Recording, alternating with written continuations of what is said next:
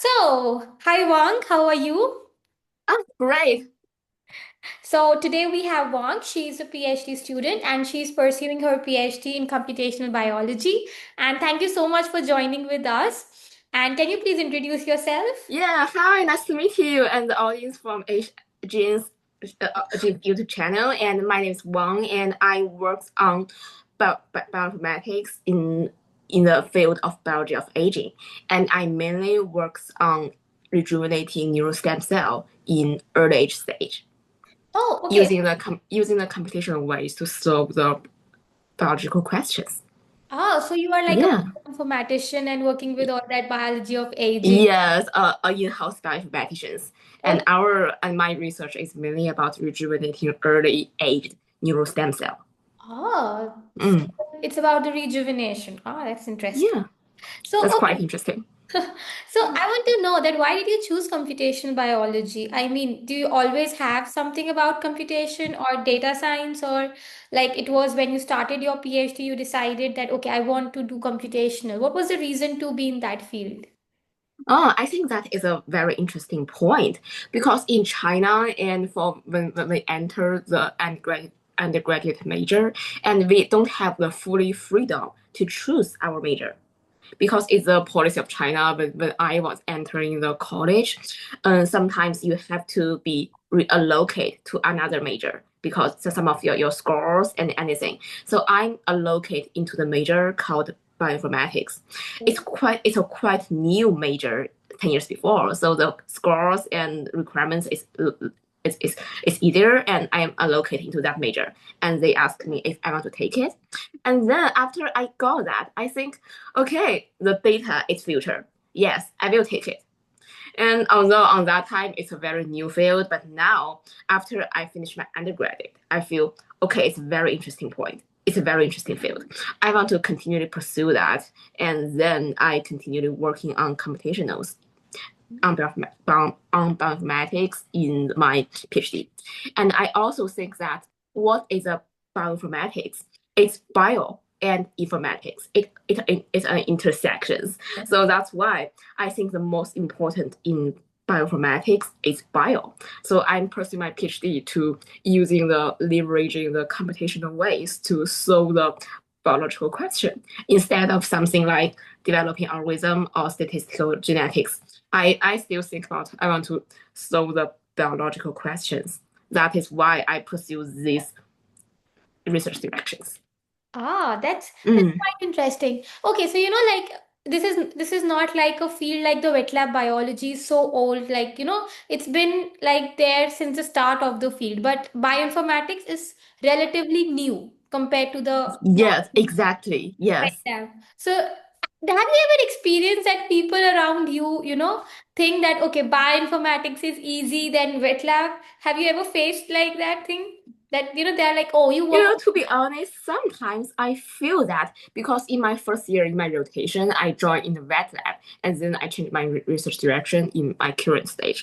So in my first day rotation, I try to raising cells and I have to raising cells such as adding medicines, adding drugs every 12 hours. Oh, And also I have to raising I have to feed my mice every day. So that's why. But for as for bioinformatics, and at least we can have the freedom to choose when we can wake up. And so okay. when we can wake up, and we don't need to go to the lab at midnight. So Yes. in on somehow, and somehow but I just sit in the lab in front of a computer and my lab mate walking around upstairs and downstairs to animal room into teacher culture room. So somehow I think it's different. It's my work is much more easier, but also at the same time I also don't think so because the bioinformatics we need to solve the problem and the problem is not hard. Yeah. It's not easy. Yes. Yeah, it's I, not easy. So sometimes on one perspective, I can see that I'm much more easy, but on the other hand, I have to think about it, debugging, and to think about which algorithm I can use and try to explain my result. That is not easy. yeah, that is. And but you know, as a wet lab, we can just say increase, decrease, and p-value. It's easier to interpret to others, but for us, the interpretation is important and hard part. Yeah, that's true. Yeah, I feel that yeah, interpretation is the harder part for bioinformatics. But yeah. I think it's the hardest part because the interpretation should be biology related. yeah. Yes, Like when you started doing bioinformatics, what was the first things you started? Which language you started with in your... I started in C language. Wow, you started in... Yeah, because our in my major, it's in my undergraduate, it's I majored in bioinformatics, Yeah. and yeah, and the course setting is extremely heavy. Every semester I have 7 classes. Okay. Yeah, including in my first classes because our school thinks that students should know data, and so in my first class I learning C and linear algebra and calculus. Oh my. Oh yeah, like it was like a proper Yeah, informatics with mathematics coming in all of... yeah, mathematics. Yeah, we starting as C language, and after I starting with C, and I also learning some Java, MATLAB, and then at my third year we starting using R and hands-on in mathematics questions. But at first, our school requires us to know the basic and underneath logic Hmm. beside the code. Oh, okay. Yeah. I think that quite help Oh, because I know all the data structure and I will hands on every packages much more sooner yeah. compared with someone only knows our language. Ah, that's Yeah. actually the difference because when I was in India, there was no Mm, specific course for bioinformatics. Maybe now, yes. but there is no specific course that gives me the training. So when I actually basically learned through my internships. I never... Oh. I mean, we had a subject, Mm, bioinformatics, but not like a um, degree in bioinformatics. I think yeah. quite interesting thing in China because it, trains you well for the coming things in your PhD. So, I have this thing that if you are, if you were actually having a good exposure to the field already, like you were knowing language Mm, and you knew like what you have to do and how it works. So when you entered a PhD, so mm. it never come to your mind, maybe I should also try wet lab, or maybe I should just maybe do it once and just see if I am interested in it. Or you were always very much persistent that no, I will do dry lab only. Yeah, and for me, because in my first lab, during my rotations, the professor gave me a direct admission into his lab because he see my talent on mathematics. And in this lab, we do the mitochondria genome. Hmm? If you know mitochondria genome, we only know the sequencing, but all the mitochondria gene function is unknown. And in this lab, my PI he want me to explore. But for how about a very new first year PhD student do the exploration to another field? Yeah. I found it so hard. And so in this lab, I always feel confused.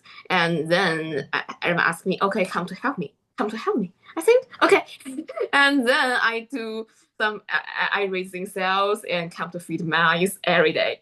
Okay. And I found it's okay, but I still think my skill set and talent is in data science. And also I talked to my first PI. He also thinks about it and he suggesting me to switch my field into human genomic and then into horse genomic instead of mitochondria. Then I come to my another lab. Ah, And okay. now, yeah. And when you were in your first year, it is very common for, when you enter a lab where people Mm. are more experienced than basically you are. Like when we go into any new place, we do experience something known as imposter syndrome. So did you also experience any imposter? Oh, imposter syndrome. I have a lot of to say about this one. Okay, please go ahead. Just as I mentioned, I did not do well in my college entrance exam in China, and everyone knows that in China this exam is extremely important. And I can say I failed that, and so that's why I go to a normal lower level universities than my expectation, and also my background, I don't have some fancy publications and I don't have any fancy scholarship, but I still applied to USC. USC is I can say that USC is a top tier school in US. Yeah, and a low key school in China, a top tier school in US without any fancy background. Yeah. They admit me because I write an extremely excellent personal statement. Yeah. Yeah, and after I entered the school, I found every classmate, every new student, they have fancy family background because I also born in an unprivileged family. They have fancy undergraduate school, they have fancy CV, they even have fancy publications. And everyone call me a legend in my undergraduate school.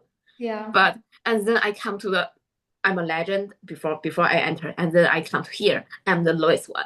I feel extremely imposter right now. I think why I come here.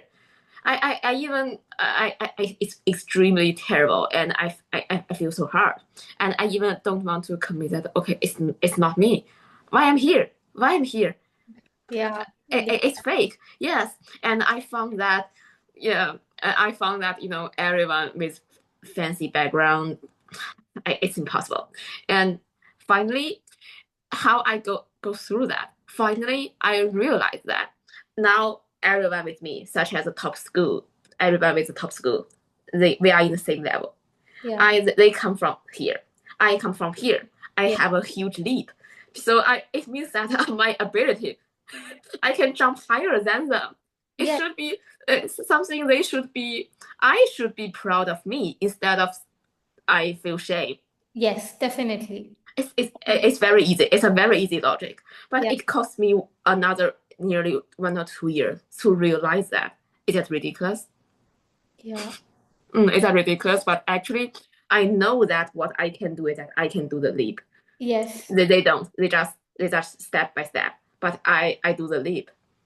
Yeah, I mean that's definitely something that even coming, even having all the drawbacks, you are still Mm, in the same place with them.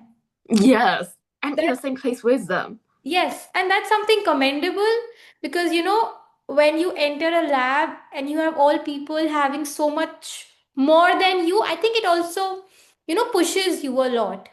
It helps you to push your own boundaries uh Yes, ahead, I guess. yes, exactly. So and okay, so when you were in that phase when everybody was more, intelligent or having more publications than you were, what do you feel like? Did you burn out? Like, because you might be working crazy number of hours to get there where they are or to improve yourself. So do you feel any burnout or did you feel like, oh, maybe I just landed up in a wrong place and what did you feel Oh like? yeah, of course. I had because in my first year, my PI told me that you don't feel this field, you don't fit in this field, and then I don't have because he gave me a direct admission, and Hmm. I worked in ISO and missed the rotations, Okay. so I can if he don't support me, I cannot continue my PhD.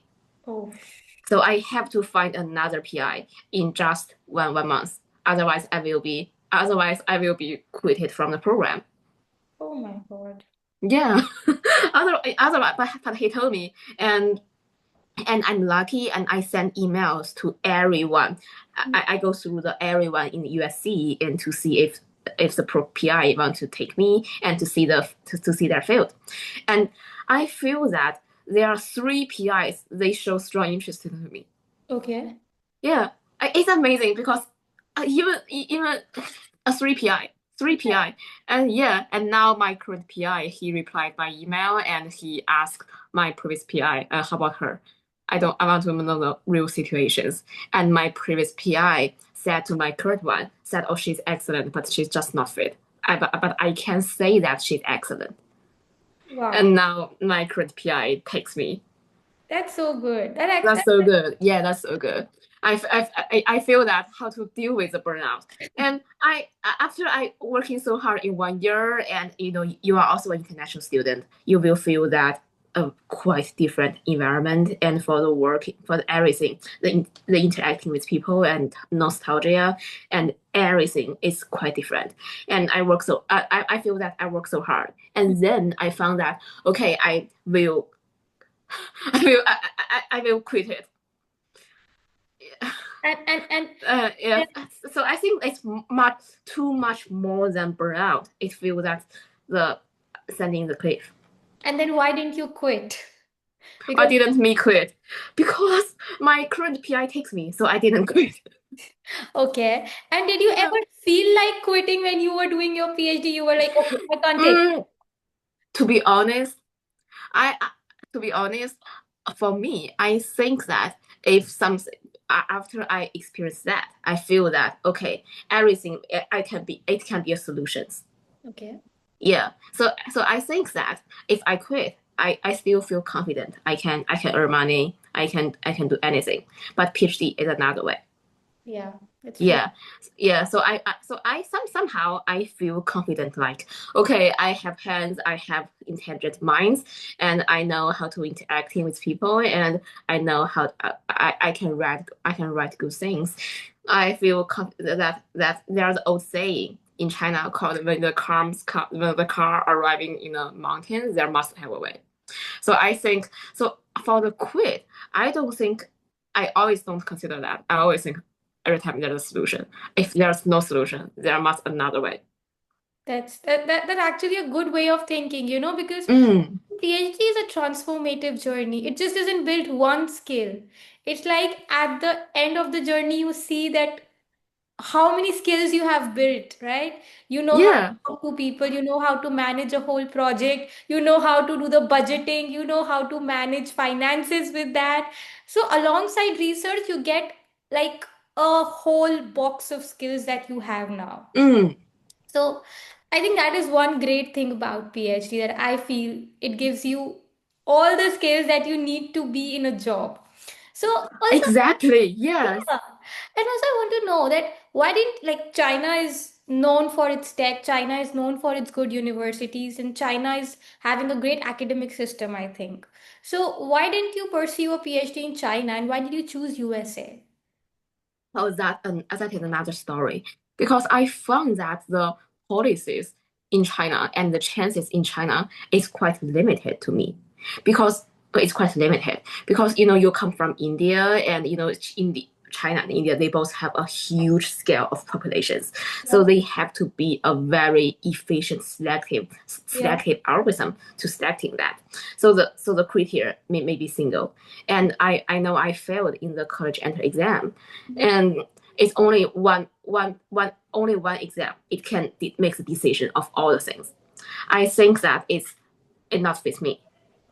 Wow. And for enter the master and PhD, they also the same rule. The rule is quite similar, just one exam. Oh, okay. And I think that it's too much risky for me.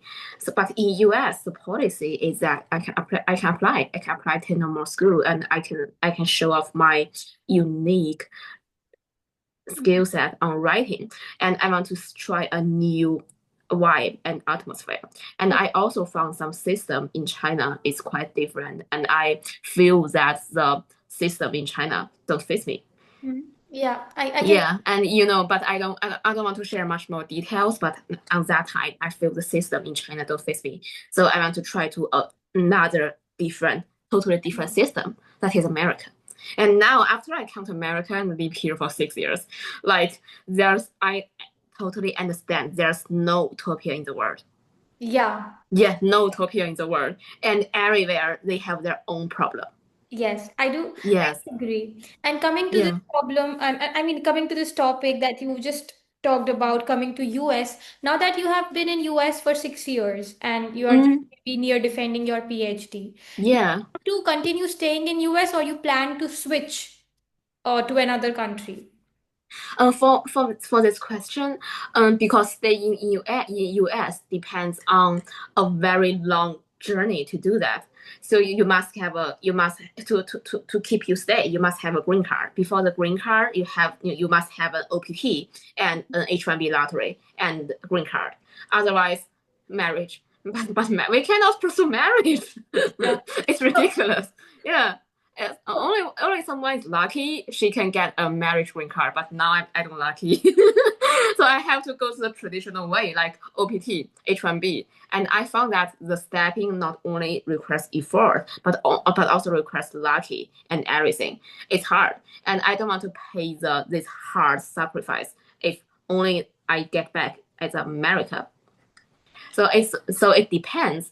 If I'm lucky enough, I got a job and I win the OPT lottery and I get green card application, of course I will. But if I don't want to using some other ways. There are some terrible gray ways to say, but I don't want to do that. It's Yeah. the world is huge in Europe, in Japan, in Australia, in Yeah. China. Yeah, I think it depends. So, for And scientists, now after 6 years, I feel confident that I can live in anywhere in the world because I know English. I'm so confident. yeah, like for so scientists, is there any special requirements for green card? Like, how do you apply for green card being a scientist working there? Yeah, being a scientist working there are several ways. The first one maybe an EB1A. Hmm? If you are very excellent, you have very high influence. You Hmm. can have a EB1A like an outstanding green card. But now, I don't, and Okay. many people they don't have that as a fresh graduate PhD, and so we have to go to the NIW National Interest Waiver, Yeah. and it you know requires you some reference letter and a very huge statement to Okay. prove that you can make national interest to America. Okay. Yeah, and after you get approved, and the line for Chinese will be around 5 years, and for Indians there are more than 10 years or 80 years, I think. God. Oh my God. Too much. It's too much of waiting. And too much for waiting, yes. But before that, you have to win an H1B. Otherwise, you stay in a lab for postdoc because academia visa and working visa is different. Yeah, that's true. That's true. So these reference letters you just mentioned, are these reference Mm, letter from your PI? Are these um, reference letters? that's the most weird part I have to say because the reference letter they need to someone who never works with you. That's weird. It's weird. Yeah, they require that the the one who makes the reference letter who seems like a stranger. She works in a different institute, maybe a different country would be better. And this guy can never be the same institute with you. Maybe you work together previously and now you are not. It's not also not allowed. Oh my God. Then it requires a independent reference letter. Okay, so it's like totally independent from people you might have worked with in the past, and in the current one, you should not have any connection with them. Um, it's also not allowed because when you if you both show that you worked in the same institution, you will show that he knows you. It will have bias. Okay. So it should be like you met somebody in a conference and then you are Yeah, like, maybe "Oh, it's I met this person." many people using this way, or otherwise they find someone who cites their publication and asking. Ah, okay. I get that. But then did you manage to get these three independent reference letters when you were actually figuring out your application, and how do you manage to get them? I think it's another hard question. Okay. I just randomly sending emails to everyone who is kind and who seems like immigration and who knows this process. And Okay. it's lucky that some professor they are extremely kind Okay. and they glad to support. Ah, okay. I get that. But Mm. this is actually a very difficult part because it's very hard to ask somebody for reference letter when they don't know you at all. Yes, exactly. It's so hard. Yeah, that's actually very Yeah, it's true. so hard. And also, I want to know now that you mentioned about, postdoc and academia and jobs Mm. over there. So, how is the condition there in the field of bioinformatics? How are you finding the job search now? Is it Yeah, now, yes, now because I make the decision that I want to leave academia, and then I only want to find a job in the industry. But in the industry, I found that it's extremely terrible because there are many big companies, big tech companies, they are laying off people, and many people are in the market, and continue many people are in the graduating and in the market, but the positions is limited because they don't have enough funding. So the positions is limited, less and less positions, and more people. Yeah. And they don't require someone who works, because for us we are more prefer to do an R&D, research and development. Mhm. But when a company, when they feel that they have no money and they don't have enough funding, what they will do, they will first cut off something like accounting part and human resource part, and then research part. Yeah. They will never cut the sales part, but the research part, when they cutting, and Yeah, I that agree. affected us. Yes. Okay, so from this, I actually have two questions. I will ask my Mm, one first. That okay, so now that you see that bioinformatics, like you said in the starting, is bio and informatics, right? mm, So yeah. we have one hand in informatics. Now that AI is on a boom right now, right? So Mm, all these big companies are trying to integrate AI into biology. And given our training, we are bioinformaticians. So we have a core component of biology. And we are yeah. trained in that way that we integrate AI into biology at every aspect, right? Mm, Very less aspects in which we have core AI into our trainings or in our projects. How do you feel about that? Because now when you ever see a job basically a job description or something, yeah. you always Mm, see we need machine learning, we need mm. learning, we need tons of things that we might not be trained on. So what do you think about that? I think that because the biotech are much more near to the market, and now the market will give the money, so that's why it's reasonable that they do that. Yeah. Because the money, the funding will gives to the expectations, and AI, they have expectations, so it makes quite sense that it's really understandable that they require someone who know have a high skills on coding and machine learning and AI. But another one is that I think the company, they should realize that they also need someone to know both sides. So someone like us, because although we are not talented high skill set in machine learning, but we can understand that. Yeah. We can help them interpret the result, and we also can help the biology side and the marketing side to see how the biological insight. So I think the biotech company should know that they also need these positions to make the connection between computational and biology, and that's it's us. But I don't feel that someone realize they need this kind of person. And I just want to know that, Mm, I always feel that nowadays people just say that mm, AI is gonna replace your job, AI is gonna mm, do mm. your job. Do you feel the same in our field? Yeah, I feel that kind of the same because there's a position called bioinformatics analysis, and Mhm. they require the people to do the such as analysis on the sequencing data and do the visualizations, Yeah, and only the analysis will be replaced because the analysis is the code can be very easy to be the running pipeline, yeah, but what we cannot be replaced is that we are human, we know biology, and we can ask question, and yeah, AI, they can't ask question. that's true. Yeah, and then after we ask a question, and we can see and interpret result, and based on the result we can ask new and deeper question. But AI cannot. Yeah, that's Yeah, and we can find the question. We can find someone. Oh, it should be noticed. We have the intuitions, which here it should be a problem. That's why I think that's why if we don't do the we don't have deep thinking. We don't know how to ask questions. We don't know how to find the logical insight. We just know, or we just very efficient and very fluent on running pipeline. yeah, That's that would be terrible. But when we're designing the pipeline, after design the pipeline with the AI. And then based on the pipeline, we are thinking about which one would be a much more talented target in the market. AI cannot. Yeah, that's So true. that's why the challenge is makes us to think deeper, and we don't need to skill set or how to solve some very specific algorithm or very specific line of code or package.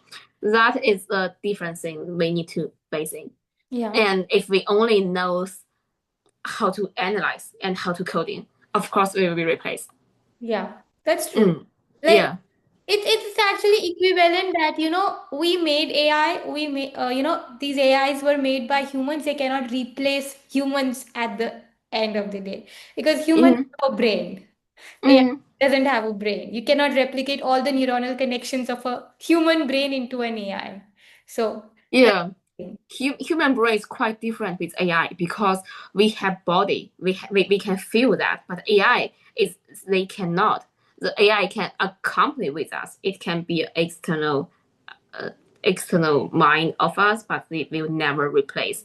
It's a people. We have the body. We feel the world, Yeah. and then we feel the world. We have curiosities. AI they don't.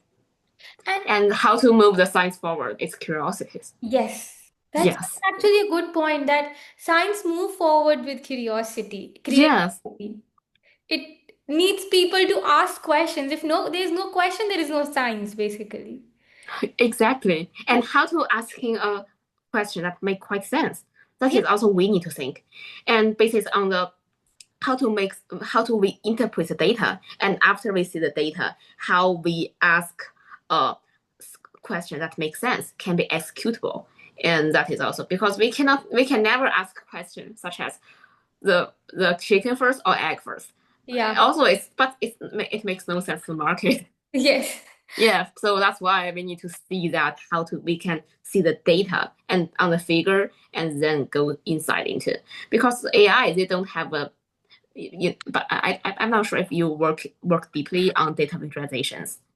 I do work with data visualization, but I hate the Yes, data visualization data because visualizations. Yeah. So how to guide the readers, how to deliver our informations. AI they don't. They just the AI will make a very objective things and then coming to a very normal figures. And that's us. We selecting which things we should deliver to readers. yes, that's true. Yes, yeah, we interpret the result and accompany with AI, and that is people we interpret. So that's why but for the algorithm development or only the analyzed or coding is somehow to be replaced. Yeah, that's true. Mm. I do Yeah. believe that. And also, Mm. like you mentioned in one of your answers, that you are planning to switch to industry from academia. Mm. So Yeah. why do you want to switch to industry? What are your reasons for switching? My reason for switching Yeah. is that um I think I think it's a really hard questions because I have to say that academia is the science is extremely charming, but now the first one is that if I want to pursue science, I have to go to the academia system, and then first for postdoc, and then find a faculty position. And during my faculty, I have to work so hard to gain Yeah. a tenure, and I have to throw myself in the system. And I think that there's a very huge line and huge and clear line. Yeah. Yeah, and I think that I want to try something different. Yeah. Yeah, and postdoc they are lower paid, and professors they are lower paid. And after, but also the professor will be easy to get earn a lot of money if we develop something who is a patent, and we can find a co-founder and move the patent into market. That is the only way can be rich for professors. Yeah. Otherwise, the professors they requires a huge workload and only and in a very clear system. Yeah. And so how you can find the fundings and how you can, I think it's so hard for me. And here the first reason. The second reason is that mm, there are there are many people, and it will burn and a huge number of people they just move the science a little bit forward. And Yeah. so we burn we burn like burning gas for makes the cars moving forward. I Yeah. don't want to be burned as a gas. The first one. And second one is that for me, and in the industry, at least I can have money. But in academia, it will be poor for a long time. It's maybe three third reasons. The fourth reason is that um I don't because in some reasons I don't have publications during my PhD, and it will be extremely hard for me to get a faculty position. Oh, Extremely hard. oh my God. Yeah, so that's why I make this decision. Although that previously I got a professor from Harvard, and she really glad to offer me a PhD, offer Oh, me a postdoc. yeah. Yeah, but now in several reasons and based on circumstance, because she faced some problem and I also faced some problem on my graduating, so I didn't take it. And So mm, I get that. I mean, in academia, yes, there are flaws which mm, needs to be corrected, which needs to be, mm. I mean, I think people in academia are just considered to be noble persons, you know? So, Yeah, this one I have asked my colleague who is a postdoc and I from India, and I asked him, why do you choose academia? yeah, And because academia is poor, and his answer is quite interesting. I'm going to share with you. And that, his answer is, I just close my eyes, hold my ears, and focusing on the charming signs. wow. Yeah, but for me, I I don't have the extremely curiosity on a very very specific little point. I Yeah, have to be honest. Yeah. that's I true. don't I don't have such curiosities in a very, very specific small point. But my colleagues have, my PI have. I mean, yeah, I Mm, believe that even, I think, if motivated and if, mm, valued properly, scientists in academia will also stay in academia. They won't move to the industry, but they need to be paid well. They mm. need to be valued, and it needs to be understood that they are also human, which Of course, yeah, of scientists course, they're also understand. human. Yeah. Yeah. And everyone as a PhD, they don't have good mental health.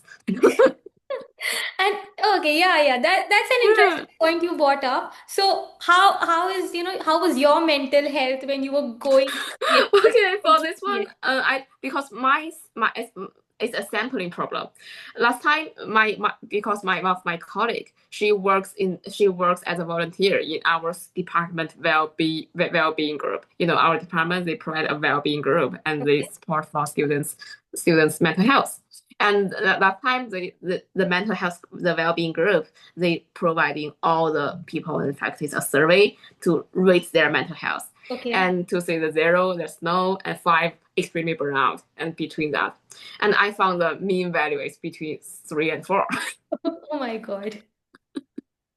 Okay. Yeah, after I see so here is the data. Yeah. Yeah, and for me, for my mental health, because yesterday after you asked, I see the outline. I Yeah. think my mental health. Have you heard about the female period? The female, sorry, the the female. for the female we have a period, Yeah, and yeah, yeah. in my menstrual, Yes. because we have to say that we are female. in, Yes. in our menstrual period we feel depressed, and after the menstrual period, such as ovulation period, we Yes. feel energetic. Yeah. And I found that my mental health is very closely with my female period. Yeah. So if you find that, and for me, because I'm a very sensitive person and I always feel that, and my mom said me, one day you looks like a cat, one day you looks like a dog. It's funny. Yeah, and also my friend, they like, oh, today you're a cat, another day you're a dog. Okay, some days you look so happy, some days you look so depressed. Yeah. And after I realized that, I feel okay. It's just period. It's just the hormones. Yeah. It's just hormones. If I feel unhappy, just unhappy. If I feel happy, just make utilize of it. Yes. I mean, that's a good way of seeing your burnout that, you always just, because you actually, that's a good thing because you are not attributing it to your work because you love your work. That's, Yeah, I have to say that I love working. that's one thing that is, I like working, and although working sometimes tired, but if I can focus and immerse it, I feel like the hard flow, and I like the hard flow. yeah, I think, that's the thing that we call that if you have passion for your work, Mm, never really burn out working because you are loving what you are doing. And yes, I can say that I love what I'm working, but yeah, the things I feel somehow I don't is because somehow I cannot find a solution. Somehow I cannot find a result because the data is messy. Somehow I don't know how to write, and somehow here and somehow I do that and I cannot see the feedback. yeah. Yeah, that is the point. It's half and half. But I don't want to, I'm a person like I don't like staying. I always want to go moving forward anywhere. So, did you Mm, like feel a time in your PhD, or was there any time in your PhD where you thought that, moving forward is hard? It was mm. hard, but you still did it anyway. Yes. So that's why I mentioned if there's a car, there must a way. It's the Yeah. only thing is to finding. Yes, that's true. Mm, And okay, so I want to know, I mean, this is a hot topic whenever I'm conversing with a PhD, that's about funding. mm. So Yeah, we funding. recently know that, US made some cuts to the funding. The government made Yeah, to the funding. yeah. And what do you feel about that?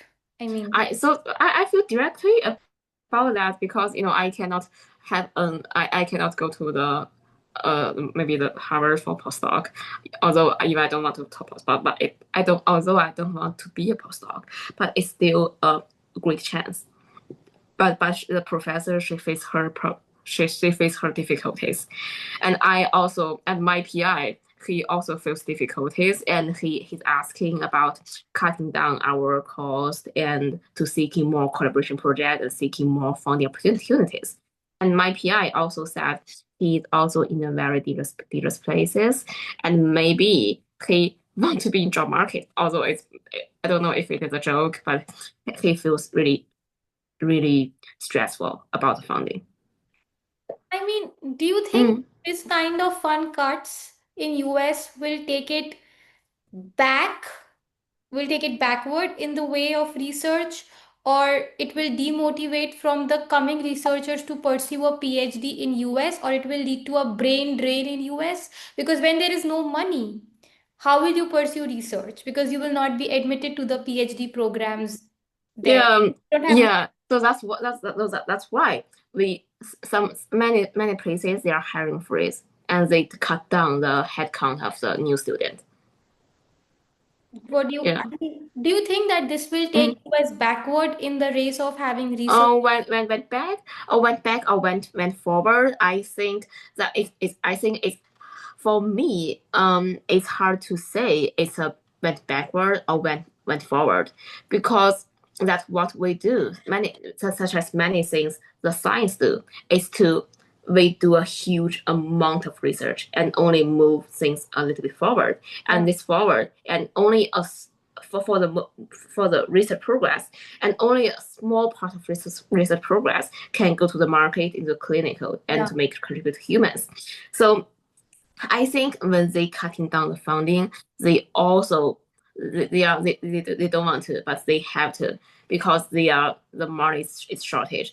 I personally, I think it's understandable and it's a period, and as because they think that we working so hard to understanding a very specific molecular in a very specific cell type. Hmm. Yeah, many people do that, and it's like a burning. It's burning and burning the many people's energies and to make things moving forward. And the sacrifice, the country may think that the sacrifice is huge, but we have to have that sacrifice. Okay. And Yeah, but it's only it's only a stage, and then after they have enough money, I think the things will still they will still pay the money on that. I and also like you just Mm, mentioned that we do this much of research and still only this much part of it maybe makes it to the market in the form of the clinical mm, trials. yeah. So why is it that when we are researching so much and only a very small part of it makes to the market? Is it because Mm. is it because the academia, the research done in academia is not like focused upon the commercial profit and it's more like a fundamental or the basic science? Or is it because you find it slow? Or what? I think, yeah, I think because we are humans and we know nearly nothing about cells. We know nearly nothing about biology. We know nearly nothing about world. And we only see the world from the very, very limited perspective.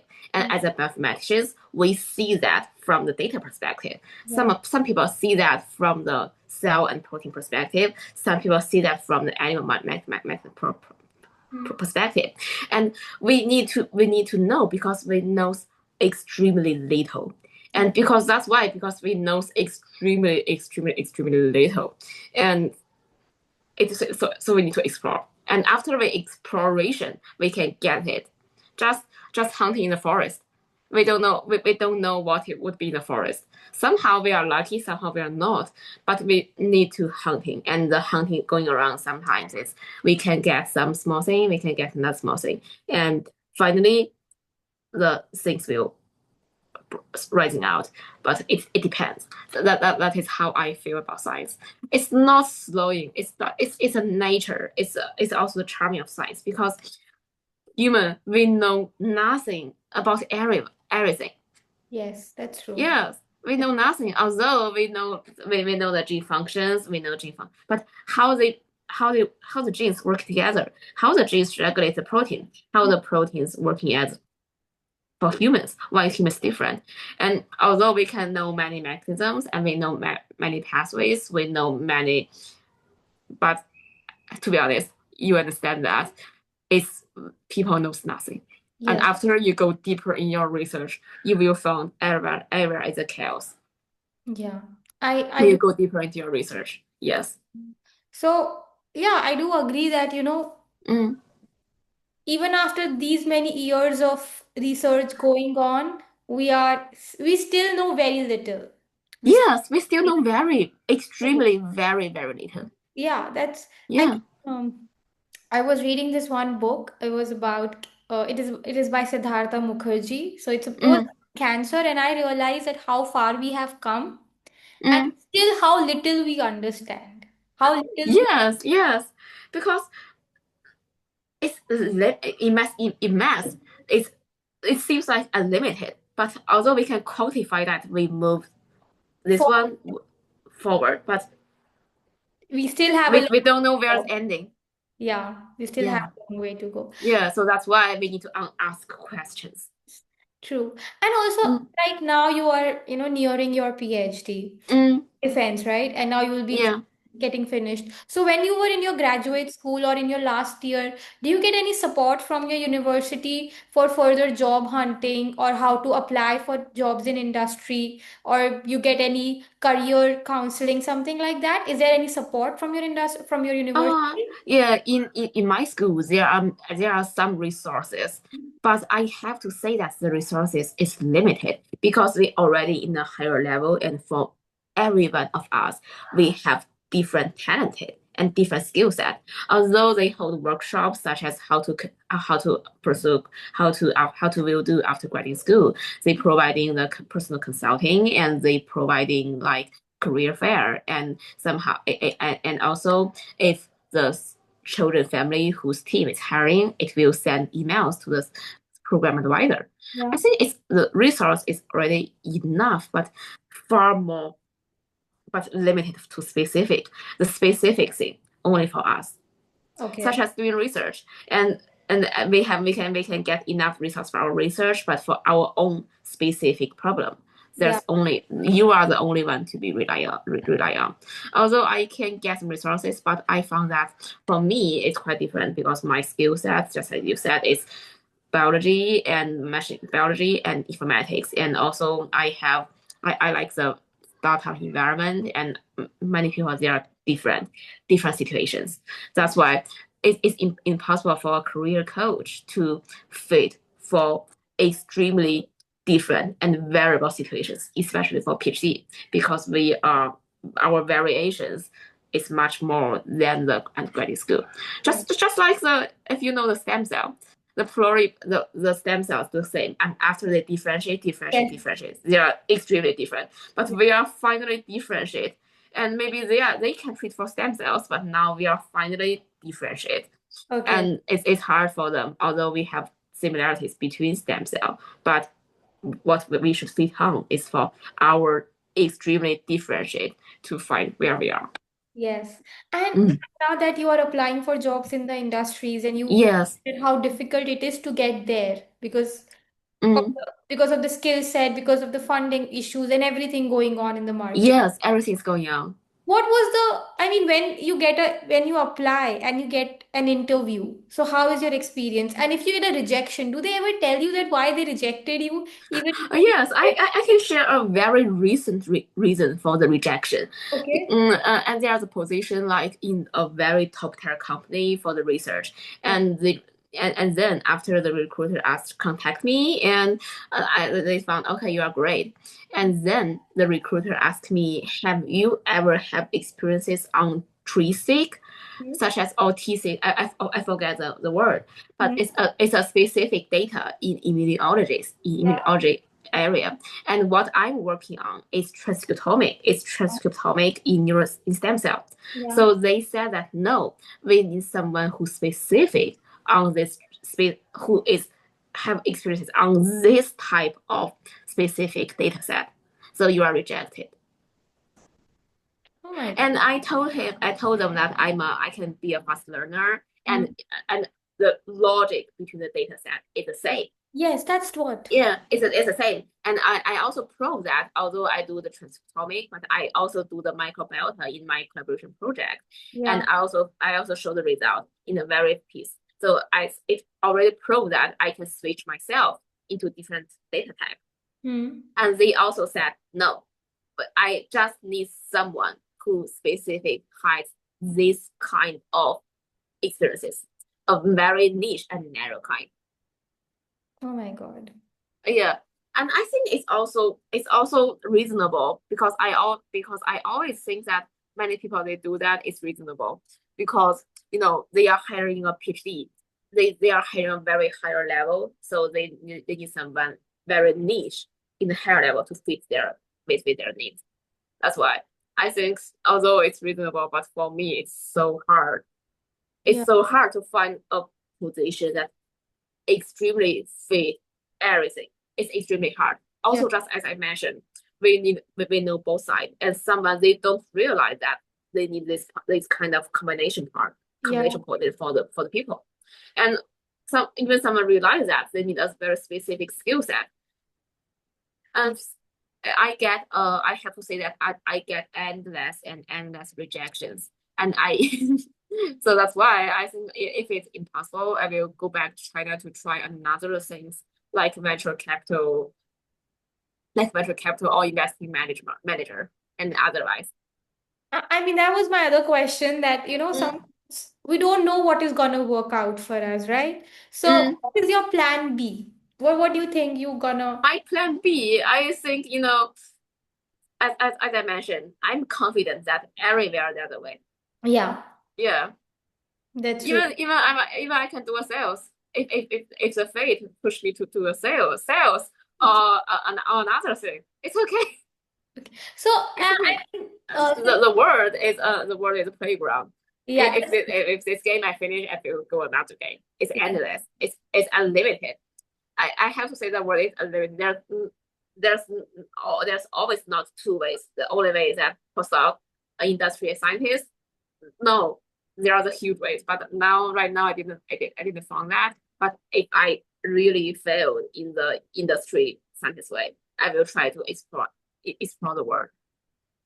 I mean, that kind of clarity, I don't think, a lot of people have that whole Mm, background. And you have something like a PhD, you have gone through so many years of research and Mm, resilience and building yourself so that you can mm. try out different things. Because we just think, okay, now we have done our PhD, now either it's professor or it's industry. So we have just two ways and we limit ourselves. Yeah, yeah. We don't see that our skill set might be also fit for something else we have not thought that we can do, maybe.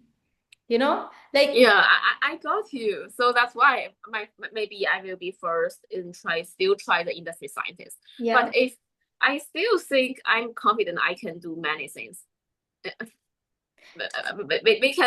we cannot do a fake higher degree, but we can do a lower real degree.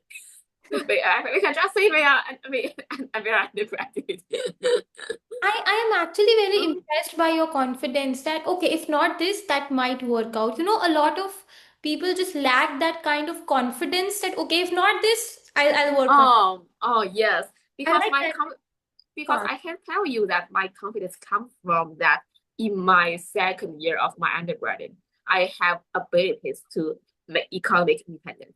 Sorry, what? Economic independent. Okay. Yeah. So I do some part-time job and then I found that I can cover my daily consuming. Hmm. Yeah, so but on that time, because my parents think, oh, you don't need to do that. You can do whatever you want. You don't put yourself pressure into do the economic independence. So I do my part-time job as a fun. And have you ever tried entrepreneurship or any other thing? Or Yeah, I have done now I have two startup company. wow. Yeah, Can- now I have two startup company, and the first one is about to work with my co-founder at education because my co-founder she also comes from very low key, even lower than my university to Stanford for summer school, and we work together to think about maybe people can animate themselves and to find more chances to change their mind, change their fate. That is one of my startup, and we do that. And we also have a account and IP for QL. And I was a influencer and with thousands of fans. That is the first thing. And then our company we get shortlisted from Y Combinator. For Y Combinator. Y Oh, Combinator, yeah, but we not get funded, just a shortlisted. yeah. Pass the first round or second round, I forget it. But it's great, right? Yeah. And yeah, and also now now I'm working on another startup, and it's in a very very early stage. So it's a try. We are trying to explore a very traditional trans medicine into U.S. market, and I work as a scientific advisor. Wow. Can Yeah. can you tell what exactly is this thing? I didn't. The thing is called 黄金, and the English name is and it's extremely long. Yeah. Extremely long. Yeah, I worked as a scientific advisor, and also I have attended a boot camp in LA called in LA Space, LA Biospace, and I prepared a pitch deck about how to solve the problem I see. And although I don't have any company, but they think I have an excellent pitch deck, and I also attend the boot camp. Wow. The pitch deck is about leveraging the power of very cutting edge mathematics into the biology research. Because as to be for this one, as you know, when we do the when you are working in a biological team, and we always do a very mainstream things like Surrot. If Sorry, you know Surrot, repeat that part. we always using a very mainstream thing. Yeah, yeah, yeah. That's true. Yeah, because the mainstream thing is belief, but it's belief. But in other field, especially in the specific computational biology field, every day they are leveraging new algorithms. Yeah. Yes, for the new algorithms and for the biology part, especially for as me, for in-house bioinformaticians. And they only believe that the traditional ways, such Yeah. as for the in single cell area, the most widely used is Surrot. Yes. I'm thinking about the reason is because the PI they don't understand, and the in-house bioinformaticians they have limited impact. Yeah. So I'm thinking about maybe I can leverage the power of AI to gain the very high and cutting edge computational biology, new algorithms, new ways into the biology field. That is another pitch deck I want to do. Although it's an idea, and I have that pitch deck, and then they think, oh, your idea is good. Wow. I mean, I Mm. really like that idea because it actually tells that AI can make your work faster, Yes, also more efficient.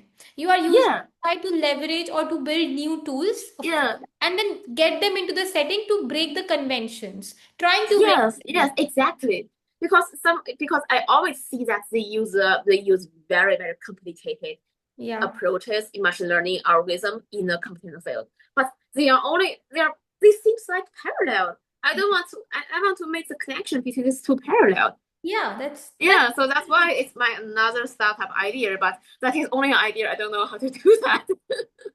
but it's so interesting. I do feel like I mean, it's very important to understand this beautiful intersection of biology and informatics. Yes, And yes, also to understand that, okay, we are bioinformaticians, but we know how to leverage or how to take the advantage of AI to mm, enhance our field because we know both yeah, sides.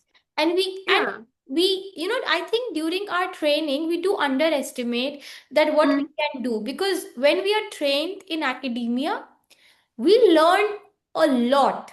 I mean, yes, a lot. mm, Every day, I think I get a new challenge and a new kind of data, a new kind of thing, and then I'm like, okay.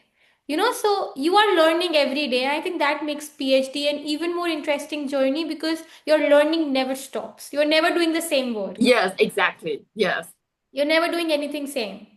So I think yes. That is also the things is extremely challenging for PhD. Every day is different. But if you work as a bus driver, every day is the same. yes, that's true. Yes. Yes, I do believe that, and I think that's why people do PhD in industry, Mm, people do PhD in academia. I think that PhD in academia has many advantages over PhD in industry because in academia I have the freedom to make mistakes. yes. I think I have the freedom to explore Yes. and learn, Explore. Yes. and that brings the charm of research. That's the charm of Yeah, exactly. I totally agree with that. yes, So many of my friends, they ask me why some you feel so painful, but you still pursue a PhD. The yes, reason is that the science, the charming of science, every day is different.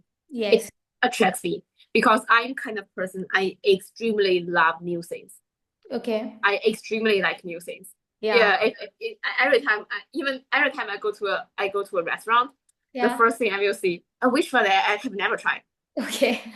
which one I have never tried. And Yeah. every time I go to a grocery store, okay, this one is new, I never tried it. Take this one. Although based on these things, I waste a lot of money because Yeah, that's true. yeah, because I think okay, someone asked me, do you want to learn diving? I think yes, I never tried, but I found that I don't like diving. Yeah.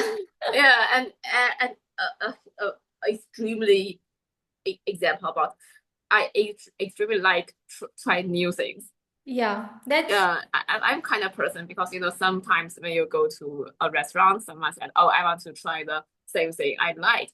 I think no, I will never go to a restaurant third times. yeah, that's true. Mm. I Yeah, even it's good. I don't want to go that it's the third yeah. time. I mean, I do feel like that, because every time I'm doing something, and Mm, I always doubt myself, and that's something that my work has taught me that you should not either overestimate or underestimate yourself. You should mm. always be double sure of the things because you're not doing the same work every day. You are Yeah, making new mistakes each time. yeah, exactly. Yes. And That we don't know if the ways we explore is correct or not. yeah, Sometimes it's disgusting, but yes, we should feel that we already can stay in the uncertainty. yeah. That's the important thing we live in the world. So that's why I'm so Yes. confident. Yeah. I mean, Yeah. uncertainty is a part of the academic life that we go through, but it's Mm. also the beauty of the academic life, I think. Yes, exactly. The Yeah. beauty of it, I think. Uncertainty. Yes. Yes. Because, I mean, for me, my PhD is like I do learn every day, and that brings a charm for me. For me, like I don't feel stood up or stagnancy in my life. I feel like Oh, I'm growing each day. For me, like, my friends who are working in corporate and, and mostly I listen, oh, I have to do this, I have to do that. And they're doing the same kind of work each day. And for me, it's like, okay, I get to learn every day. And I am Yes, yes. I paid cannot for agree that. more. Yeah, Yes. every day makes the progress. Yes. And Yes, when you see your own graph, you feel that kind of proud in yourself. Okay, I made that day. I made it. Despite nothing was working, I still made it. I still yes, made it to that place. yes. We believe the power of the time Yes. if And we continue working on that. yeah, Yes, yes. people just say that, okay, PhD is a degree, but PhD is not just a degree. It teaches It's you just, a lot. of course, it's not just degree. And as you know, there's a book called PhD is Not Enough. Really, there's a book. There's a famous book called PhD is Not Enough. You can read that. I would definitely read that. Yeah, I think I recommend everyone read that. It's quite interesting. Wow, what is that book says? Why PhD is That's not enough? because uh uh actually I didn't prepare I didn't prepare that I will talk about this one. But Okay, it's I okay. forget, but I feel that PhD is a for me personally, I feel that PhD is a way to shaping how you think. Yeah, that's true. Yeah, of course, shaping how you think, but in the real world, we will see that the world is huge. Yeah. Yeah, Yes, I do agree with that. Yeah. yeah. And okay, so this one is my last question, and I always Mm, ask this question that if you are given a magic wand and I tell you you can make any change in academia to make it a better place for people who are in it and who are planning to come in it, who want to be researchers, who love science, who have a passion for it, what mm. would you change? Okay, okay. I have also think about it. Let me give you answer. The first one is that the publications we Yeah, only get positive results. yeah, But why there's why we cannot have a publication that we get failure results, and we see that how they get failures, and then we can avoid that. If yes, we share all our failures, we can see how they make the successful and how they make failures, and we yes. can avoid the failures. That is also important. I love that answer. I love that. Yeah, I love the answer. Yeah, because sometimes even for the R package, we feel that there's a bug, Yeah, and why we find the bug, we should document that and yes, in the GitHub repository and why we get this bug, and yes, so everyone can avoid that and make the things move forward much more quicker yeah, instead of yeah because although it's successful, everyone knows successful, but also want I also want it to be the failures need to be known. The yes, first one. And second one is about something like uh they just only below the criteria that's p value less than 0.05. But it happens 0.01, how we interpret that? Because I'm curious and to see how why is the p is 0.005. It's really arbitrary number. I do agree with that. Yeah. Yeah, yeah, because I feel curious. I go back to the history of statistical, and I found that P is, although I think it's okay, but I still think that maybe the 0.006 may also make sense. But True. why the, yeah, but we strongly cut it, as a second thing. The Yeah. third thing that everyone can have a Yes. higher paid, yes. Definitely. That is one thing that if maybe improves in academia, maybe people will want to stay in academia and they will not. Yes, That's yes, the higher salary. yeah. Yes. I mean, I love your first reason or the first thing that you told that we also should publish failures. Yes. Yes. At least maybe the failures don't have higher impact, journal impact, but maybe it can why don't we put it in the supplementary or something? Yeah, because we never know the effort behind that one paragraph, that Mm, how much effort that person has yeah, just to write that one paragraph. To write what is in that one paragraph, he has to might be go through 6 months of experiments. yeah, Still, and still not getting results, still being in the lab for 24 hours, working like anything just to get that one paragraph, just to get that one thing. And yeah, then viewer comments are another thing that is a total different story. That is a total different story. So yeah, and I actually will, sometime maybe, people just change their mind and we also publish these failures. Maybe that day scientists will be appreciated. That Yes, at least make it maybe not something like high impact, but it can move the things forward supplementary. It's much fine. quicker. Yeah, Yeah. much quicker. Yeah, and also get paid. Yeah. And also another magic is that I feel the mouse they are extremely painful. So what? Sorry. The mice as the experimental animal they are extremely painful. I do agree. Yeah. I can't do animal studies because I can't really do that. I mean, it feels bad, just doing that kind of animal study and killing it. But Yeah. at the Maybe model, if I have some magic, I will find something like organized animal. that is, Now we have organized for sale, but why we don't have some animal organized? yeah, that's true. Mm, I mean, yeah. your views are very refreshing and they are very unconventional views that you really hear on research. I Mm, feel that there are very little people who, after all these years, still have the passion to pursue it and still have the confidence that if not this, we can do anything else. We're mm. confident in ourselves. And it was so much great talking to you. After talking to you, actually, I feel very positive and confident. Yeah, I'm so glad. And after talking with you, and I also feel the power from you and intelligence from you. And I'm much more clear about what I will do that is important for intersections. I hope the audience for this channel would also feel that. Yeah. And yeah, I hope the audience would also feel that. And thank you so much Mm. for joining and taking the time for Yeah. being here. And have a good day. Yeah, thank you so much. Have a good day. And all about our audience. They Yeah. have great publications and Yes. results. Yeah. Okay.